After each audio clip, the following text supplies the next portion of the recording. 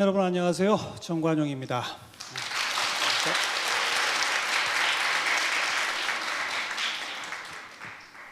참으로 중차대한 선거, 제19대 대통령 선거가 다가오고 있습니다. 자, 과연 어떻게 해야 이런 갈등과 분열의 소지는 좀 줄이고 민주주의의 꽃, 민주정치 최대의 축제의 장이라는 이 선거 본연의 의미를 되살려서 우리가 선거를 치르고 나면 이 정치에 대한 신뢰가 회복되고 국민이 화합하고 통합할 수 있을까? 오늘 그 문제 좀 지혜를 모아보고자 세 분 연사분들을 초대했습니다. 우리 김홍신 작가님, 또 이준석 위원장, 진중권 교수님, 박수로 환영해 주세요. 네, 안녕하세요. 반갑습니다.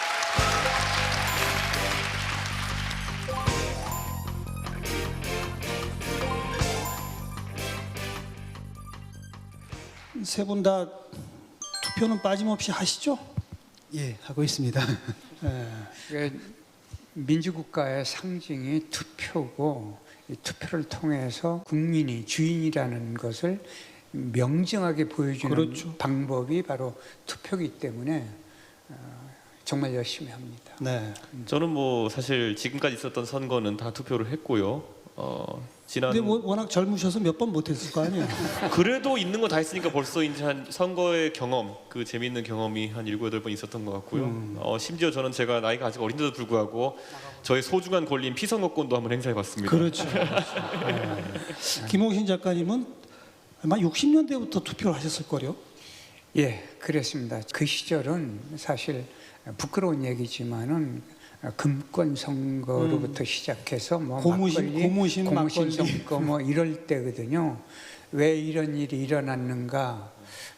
세월이 지나고 보니까 민도라든지 그 민주 형태가 제대로 정착 안 됐고, 그 다음에 그 우리나라가 그 해방되고 나서 여러 가지 그 사회적으로 아픈 일들이 많았기 때문에 예. 정착되지 않았다 이런 생각이 들었습니다. 네. 각자 투표에 참여한 횟수는 뭐 서로 나이에 따라 다르겠습니다만 우리 뭐 대통령 선거, 국회의원 선거, 그다음에 이제 90년대 이후에 또 지방 선거, 각종 선거에서 내가 찍은 사람이 당선된 확률이 높아요, 떨어지는 확률이 높아요. 저 같은 경우에는 제가 찍은 사람이 당선된 적이 한 번도 없거든요. 그럼에도 불구하고 당선될 때까지 열심히 꿋꿋하게 흔들리지 않고 계속 제가 원하는 후보를 찍겠습니다. 이번 대선에서도. 진보정당 당원이시죠? 예, 그렇습니다. 네. 그래도 비례 정당 투표해서는 그 당선자를 낸 거예요. 그렇죠. 예, 네. 정당 투표. 예, 그렇죠. 이준석 위원장은 그래도 찍은 사람이 된 적이 많아요? 예, 제가 찍은 사람들은 제 기억에는 다 됐던 것 같고요. 승률이 되게 높군요. 한 사람의 예만 있었던 것 같습니다. 자, 그런데 오늘 제가 시작하면서 이 민주주의의 축제, 꽃 이런 선거가 갈등과 분열의 어떤 장이 되기도 한다. 조금 뭐 적나라한 표현을 쓰면 선거 한 번 끝나면 한강에 손가락이 두둥실 떠다닌다 뭐 이런 얘기 있었잖아요. 그게 무슨 뜻인지 아시죠? 글을 찍은 내 손가락을 잘라버리고 싶다.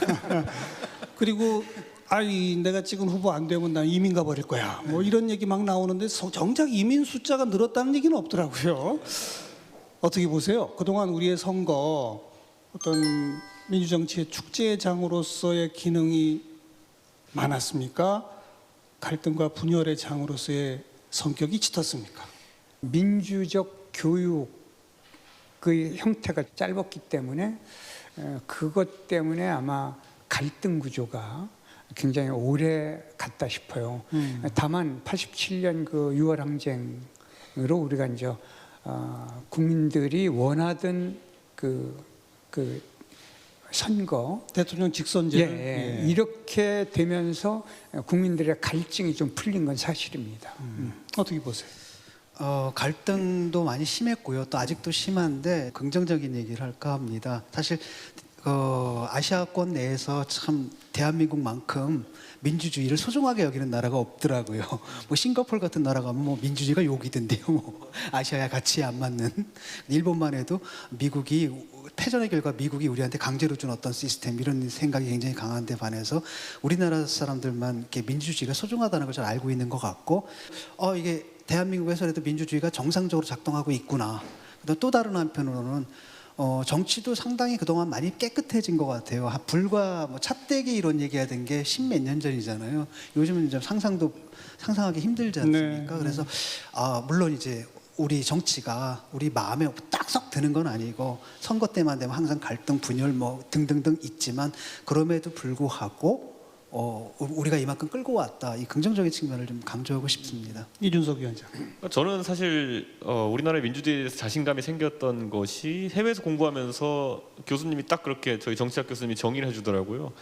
아시아에서 한국은 그래도 그 평화적 정권 교체의 수단을 보유하고 있고 그것을 국민들이 행사해본 경험이 있는 몇 안 된 나라이다라고 이렇게 설명했었는데 저는 이미 아까 진 교수님 말씀하신 것처럼 몇 번의 그런 경험이 있기 때문에 우리는 상당한 수준의 선거를 통한 민주주의 구축에 성공했다라고 보게 되고요. 그 얼마 전 미국 대통령 선거 있었는데 미국 대통령 선거도 개표가 완료될 때까지 시간이 굉장히 많이 걸리더라고요. 아니 저는 제가 미국에서 제 친구들 선거하는 걸 보면요 뭐 이렇게 복잡했는지 모르겠어요. 우리는 지금 선거일 되면은 지정된 투표소에 가서 또는 지정되지 않은 투표소에 사전 투표날 가가지고 신분증만 들이대도 우리 투표권 행사할 수 있잖아요. 미국은 본인이 투표권을 얻기 위해서는 유권자 등록도 해야 되고요. 사전 등록. 예, 사전 등록도 해야 되는 것이고요. 그거 외에도 보면은 또 어떤 문제가 있냐면은 미국에 50개 주가 있지만 실제로는 한 10개 주 정도를 제외하고는 내가 왜 여기에 투표를 해야 되는지에 대해서 공감 못 하는 사람도 있거든요. 그것에 비하면 우리는 참 1인 1표제의 어쨌든 직선제 형태의 선거를 우리가 시스템화한 것 자체가 진짜 대단한 것이다. 이런 생각을 하게 됩니다. 네.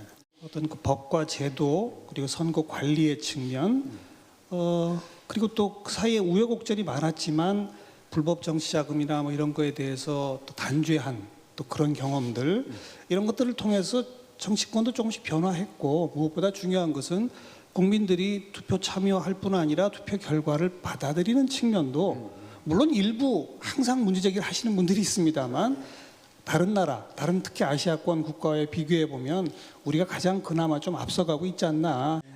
지난번에 구로 선거 그 개표하지 않습니까? 구로구청 네, 그거. 투표함 87년 대선 직후였습니다. 그렇죠. 예. 근데 그것도 그 굉장히 의심을 많이 받았는데 열어보니까 아무 탈이 없지 않습니까? 예. 더러 불복하는 분들이 있는 것도 사실 민주주의의 아주 정상적인 현상이라고 생각을 해요. 모든 사람이 또 승복하는 것도 좀 이상하잖아요. 네. 우리가 하는 선거 중에 어떤 공직 선거도 있지만 저 같은 경우에는 선관위가 위탁받아서 하는 당내 선거 같은 것도 많이 네, 보거든요. 경선. 네. 예, 근데 가보면 전도 진짜 신기해요. 기술적으로 이렇게 다 고민해가지고 실제 당 선거 같은 경우는 전자투표도 하거든요. 그럼 그거는 개표 기다릴 것도 없이 바로 결과가 떠요. 예, 그런데 진짜 그런 것까지도 저는 봤을 때 젊은 사람으로서 이런 것이 만약 도입되어가지고 이런 기계나 이런 투표 방식이 모든 지하철역에 만약에 설치될 수 있다면은 그리고 전자식으로 단일 명부를 할 수 있다 그러면은 지금 젊은 사람들이 좀 하기 어려워하는 투표도 더 가까워질 수 있겠다. 사실 사전 투표제도 하나 도입만으로 가져온 변화가 얼마나 큽니까? 그래서 그런데 지금 세 분이 쭉 우리의 어떤 성숙된 측면 지적해주고 계십니다만 네. 결국 다 지나놓고 나서 돌아보니 그런 거예요. 선거 전이 가열되는 지금과 같은 이런 시점에서 보면 물론 뭐 제가 오늘 서두에서 이야기한 것처럼 승자 패자를 가를 수밖에 없기 때문에 대립과 대결이라는 측면. 근데 그것이 마치 나라가 두동강이 나는 것 같은 그런 양상으로 치닫는 이런 부분들도 분명히 있단 말이죠. 어떻게 봐야 됩니까? 그거부터 좀. 어떤 1번이냐 2번이냐로 나눠가지고 규정하기 시작하면은 정말 우리는 선거권을 반쪽으로만 행사하고 있는 겁니다. 예를 들어 대표적으로 여기 앉아 계신 분들 저한테 만약 둘로 분류하라고 하면은 저는 남자 여자로밖에 분류 못하겠습니다. 우선 기본적으로. 이 안에서 자신의 정체성을 남자 하나로 규정받고 싶으신 분이나 여자 하나로 규정받고 싶은 분 또는 그래가지고 제가 나중에 여자는 다 이래, 남자는 다 이래라고 분류했을 때 기분 좋으실 분이 어디 있겠습니까? 그러니까 예를 들어 선거에 나올 때 우리가 선거권자로서 그 이제 후보로 나온 사람들을 판단할 때도 그 둘로만 보진 않았으면 좋겠습니다. 그 기호나 아니면 당 이렇게만 보진 않았으면 좋겠고 이번 대선은 제가 봤을 때는 좀 그것보다는 다자간 구도가 펼쳐질 가능성이 높은데 자신과 최대한 근접한 생각을 가진 사람이 누구인지 알아보는 노력이 좀 들어간다면은 제 생각에 선거에서 우리가 더 뭐 내가 뽑은 후보가 되든 안 되든지 간에 아까 우리 언급했던 찍고 나서 후회하는 경우는 발생하지 않을 것 같다는 생각이 좀 들긴 합니다. 근데 저는 그 근래 그 대한민국 그 국민들의 지적 수준이 그 엄청나게 높아졌어요. 네. 그래서 이제 함부로 국민을 무시하고 정책 개발을 하거나 무슨 어떤 걸 발표하게 되면은 바로 국민들에게 이제 그 회초리를 맞게 돼 있거든요. 그 공약 검증하는 시민단체도 많고요. 많고요. 그다음에 언론에서도 전부 다 하나하나 하고 분석하죠. 이런 신념을 좀 가져줬으면 좋겠어요.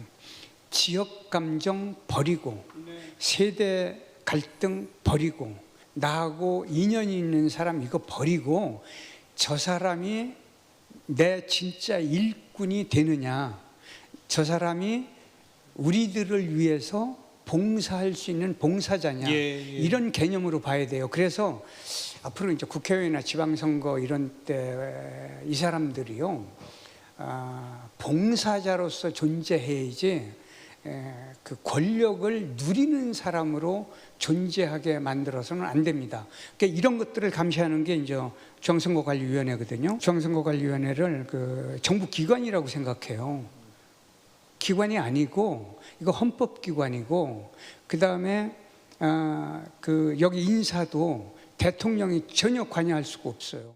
오늘 시작하면서도 우리나라의 선거 관리는 대단한 수준에 올라와 있다, 국민들의 신뢰도 있다라고 했습니다만 여전히 불신하시는 분들이 있으니까 그 얘기를 좀 더 하겠는데요. 조금 아까 김호신 작가님 말씀하신 뭐 헌법기관이다, 정부기관이 아니다.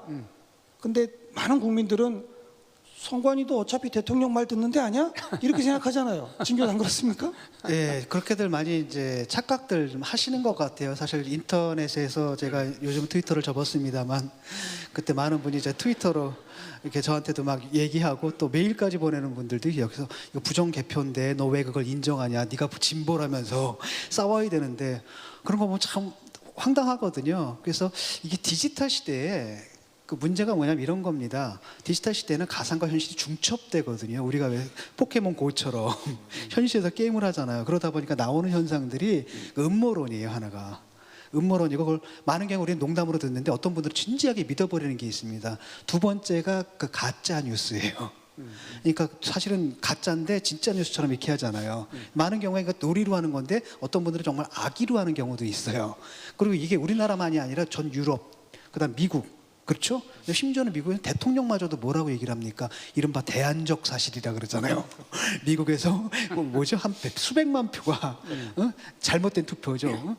부정 선거가 있었다라고 대통령이 막 얘기를 하지 않습니까? 이런 흐름들이 좀 있는데 당선이 됐는데도 그런 말을 하더라고요. 네, 그러니까 황당하지 않습니까? 그래서 이게 어떤 뭐냐면 디지털 시대의 어떤 특성이고 이런 분들은 안 없어지는 것 같아요. 하지만 사회 전체 대다수가 그거 그냥 그렇구나. 근데 거기서 떠들게 나눠야지 이게 무슨 공적인 영역에까지 와가지고 문제 제기를 하거나 이런 것들을 공적 영역에서 받아주지만 안 하면 된다고 생각합니다. 예를 들어서 정치인이라든지 아니면 언론이라든지 아니면 시민단체라든지 이런 공적으로 필터링을 거기서만 해주면 큰 문제는 없다고 생각합니다. 우리 이준석 위원장이 컴퓨터 전공했죠? 예. 저는 제가 컴퓨터를 통해서 이 투개표 과정 조작이 가능해요? 그게 안 되는 게요. 사실 우리가 계속 전자개표를 한다고 우리가 알고 있잖아요. 근데 전자개표기라는 것이 사실은 투표지 분류기죠. 그러니까 넣어서 이렇게 그렇죠.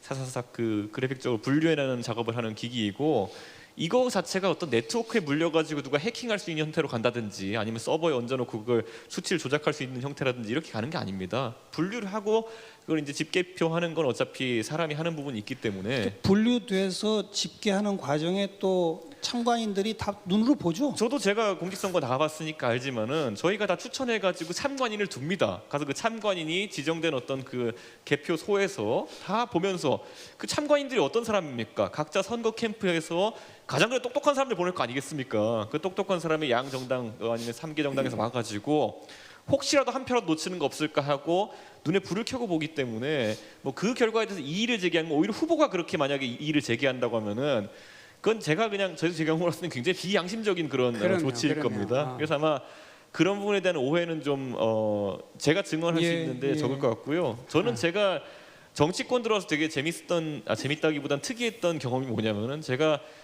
그 정당 활동을 처음 시작하게 된 게 비상대책위원이라는 걸 하게 됐는데 그때 왜 비상대책위가 꾸려졌냐면요. 일어나서는 안 되는 일이 발생했습니다. 선관위 홈페이지를 뭐 디도스라는 형태로 어떤 사람이 공격하는 그런 일이 벌어졌었는데 맞아요. 그때 제가 진상 조사를 하는 역할을 맡았습니다. 당에서 저도 그래서 그냥 안일하게 그냥 선관위에 자료 요청을 이렇게 좀 하고 이렇게 했었는데 선관위가 만약에 여당 또는 정부의 영향을 받는 기관이라고 한다면요, 제가 그래도 자료 요청하면은 다 줘야죠 자료를. 그런데 자료 요청부터 거부당했어요. 예. 헌법기관을 공격했다고 의심받는 그 정당에 있는 분이 자료를 달라고 했을 때 우린 거부하겠다라고 이렇게 한 거거든요. 그러니까 예. 이게 사실 정당과의 관계도 그렇고 정부와의 관계도 그렇고 선관위는 상당히 긴장을 유지하면서 협력하는 관계이기 때문에 저는 뭐 그런 부분이 있어가지고 뭐 상하 관계로 인식한다든지 이런 거는 제 경험에 비춰봤을 때도 좀 사실과는 맞지 않는 부분이 있습니다. 그럼요. 예. 왜냐하면 이게 시스템을 몰라서들 그 주장을 하는 거예요. 사람의 눈으로 직접 그 묶음을 가지고 확인을 해요. 네. 근데 혼자 하는 게 아니고 여러 명이 그렇죠. 하거든요. 그러니까 여기서 이제 이상이 있을 수가 없고요. 그다음에 투표할 때 그 도장을 찍지 않습니까? 거기 Y처럼 표가 났잖아요. 네. 그럼 이게 찍어서 둘이 이제 그 없잖아요. 엎으면 상대에 살짝 찍힐 수도 있잖아요. 그러면은 이렇게 찍히면은 거울을 보면 거꾸로 보이듯이 어느 것이 진짜인가가 분명하게 드러나요. 네. 근데 되게 이제 음모론 얘기하는 분들이 뭐 이런 거예요. 우리가 신이 아니잖아요. 전지적 작가 시점을 갖고 있을 수 없기 때문에 설명 못하는 부분들이 늘 비어 있거든요. 그걸 채워줘요 이제 음모론자들은. 그러면 말끔하게 설명이 됩니다. 정말로 100% 설명이 되는데 문제는 뭐냐? 그걸 갖다 받아들일 경우엔 그 바깥에 너무나 설명할 수 없는 현상들이, 쉽게 말하면 그것이 설명해 주는 것보다 앞으로 그것 때문에 그 가정을 받아들이면서 설명해야 할 것들이 더 많은데 그건 생각을 안 하거든요. 특히 국회의원이나 이런 선거에서 표 차이가 정말 얼마 안 나가지고 진 쪽에서 법원에 제소해가지고 재개표까지 해본 사례도 우리 경험이 여러 번 있습니다. 네, 네, 근데 단 한 번도 그게 뒤집히거나 이런 적이 없어요. 현재까지. 이걸로만 봐도 우리의 지금 투개표 시스템의 어떤 공정성이나 이런 거에 대한 신뢰는 여러분이 가지셔야 할 것 같고, 오늘 이 토크 콘서트에서도 뭐 나름 진보 보수에서 가장 신뢰성을 갖고 있는 분들이 나와서 이구동성으로 이야기를 하고 있고, 그러니까 여러분도 다 그걸 믿으셔야 하고 이 방송을 보시는 분들도 믿으셔야 하는데, 그래도 선거 끝나면 꼭 못 믿겠다고 하는 분들이 생기거든요. 그분들 그냥 무시하세요. 그런 분들은 좀 뭐라 그럴까? 어떤 그냥 그런 행동을 통해 자기 존재 가치를 그러니까 선거 결과가 심리적으로 못 받아들이는 거예요. 그렇죠. 그거를. 예. 그래서 인지 부조화의 상태에 빠지는 거죠. 그래서 그걸 해결하는 방법은 그러면 선거가 잘못된 거다. 이렇게. 그래서 저는 그 임지 부조화 현상인 것 같아요. 그러니까 또 그런 분들이 생길 겁니다. 그러나 무시합시다. 여기까지 같이 좀 결론을 내려야 될 것 같고, 아까 언급한 가짜 뉴스, 네. 특히 지금 최근 들어서 막 엄청나게 문제가 되고 있지 않습니까? 선관위에서도 가짜 뉴스 단속을 이번에 아주 중요한 과제로 지금 삼고 있고, 더 나아가서 우리 김홍신 작가님 아까 말씀하신 조금 더 공약 평가까지도 선관위가 좀 개입해 볼 수 있는 네. 이런 것도 좀 고민하셔야 될 것 같고, 만에 하나도 모르는 각종 의심으로부터 선관위가 자유롭기 위해서도 투개표 과정에 일반 참관인이나 또 감시 체계에 더 투명화시키는 거, 이런 노력은 뭐 반드시 선관위가 해주실 거다, 이렇게 좀 생각을 하고요. 이번 대선이 갖는 어떤 의미에 대해서 각자 한 말씀씩 좀 주시고 마무리를 지어보도록 합시다. 우리 김홍신 작가님부터. 대한민국의 미래는 우리만 사는 세상이 아니고 우리 후손들이 평화롭고 안전하고 자유롭게 살아야 할 나라예요. 그리고 인간이 가장 추구하는 게 뭐냐면 자유롭고 평화롭고 행복하게 사는 거거든요. 그걸 만들어줄 의무가 우리에게 있어요. 그러려면 이 선거를 통해서 우리가 써먹을 수 있는 머슴들을 제대로 만들어줘야 돼요. 그 다음에 또 하나, 선거가 끝났을 때 이게 잔치라고 생각하고 나와 다른 생각을 가지고 사는 사람이 존재하는 게 이게 좋은 세상이지, 나하고 똑같은 사람만 사는 세상은 슬픈 세상이거든요. 그것을 인정할 때 상대를 인정해야 내가 인정을 받거든요. 그런 사회를 만들어가는 것을 국민잔치 이렇게 한번 생각을 바꿔봤으면 좋겠습니다. 네. 예, 사실 뭐 정치도 어쨌든 유권자에게 그 사실 소비자 역할은 유권자에게 상품을 이제 구매하도록 하는 것이기 때문에 그 안에서 건전하게 이제 하려고 하는 사람과 달리 사수를 쓴 사람들이 있을 겁니다. 예를 들어 아까 제가 비유를 했지만은 애초에 신선하지 않은 상품일 수도 있고요, 유통기한이 지난 상품일 수도 있고요. 그런데 거기에 조미료만 치장되어 가지고 좋게 나오려고 하는 분들이 있을 수 있습니다. 그런데 사실 결국에는 우리 건강에 좋은 우리가 선택들을 해야 되는 것이고, 이 선거에 있어서 우리가 오늘 논의를 했지만은 건강에 좋은 것이라는 거는 좀 장기적 관점에서 바라봤을 때 좀 좋을 수 있다. 그리고 구호에 매몰되지 말자, 또 반대급부도 항상 고려하자, 이런 아주 원론적인 이야기지만은 우리가 정작 선거에서 양자 대결 구도나 아니면 어떤 구도에 묻혀가지고 잊고 있었던 것들을 다시 한번 꼭 상기하면서 투표함 앞에 섰으면 좋겠습니다. 네. 여기 계신 모든 분들. 진 교수. 예, 국가적으로 참 불행한 사건이 벌어졌죠. 하지만 그 불행 속에도 다행스러운 것은 뭐냐면 선거의 중요성을 깨닫게 해준 것 같아요. 검증 철저하게 해야 된다. 그다음 정치적인 결정을 내리는 과정이 왜곡되어서는 안 된다. 왜냐? 그 과정이 왜곡되면 이 결과라는 게 이렇게까지 왜곡될 수 있다라는 걸 우리한테 충격적으로 보여줬기 때문에 우리나라 민주주의 사회가 민주주의로 나아가는데 굉장히 중요한 계기가 될 거라고 생각합니다. 그리고 마지막으로는 참여 문제예요. 그래서 민주주의라는 게 사실은 그 자기가 자기를 하는 겁니다. 국민의 주권 국민에게서 나오잖아요. 그러니까 내가 나를 통치하는 거죠. 그렇기 때문에 내가 투표를 하지 않는다면 남으로 하여금 나를 통치하게 하는 거고, 내가 참여할 때 비로소 내가 나를 다스린다라는 민주주의 이념이 완성된다, 이렇게 생각합니다. 네. 뭐 다들 좋은 말씀하셨으니까 저는 몇 년 전부터 항상 선거 때마다 제안하는 게 있습니다. 당선된 사람이 그 다음 날 제일 먼저 현충원 이런 데 가고 그러는데, 저는 패자의 정당을 찾아갔으면 좋겠어요. 승자가 패자의 정당을 첫 번째 방문지로 하는, 그것이 어떤 의미를 가지는지 여러분 잘 아실 테니까 이런 제안 다시 한번 좀 공개적으로 드리고 싶고요. 네, 수고해 주신 세 분 애 많이 쓰셨고요. 네, 이렇게 해서 제19대 대통령 선거 희망 공정 화합의 대한민국, 이제는 신뢰다 토크 콘서트 모두 마무리 짓겠습니다. 여러분 감사합니다. 네, 고맙습니다.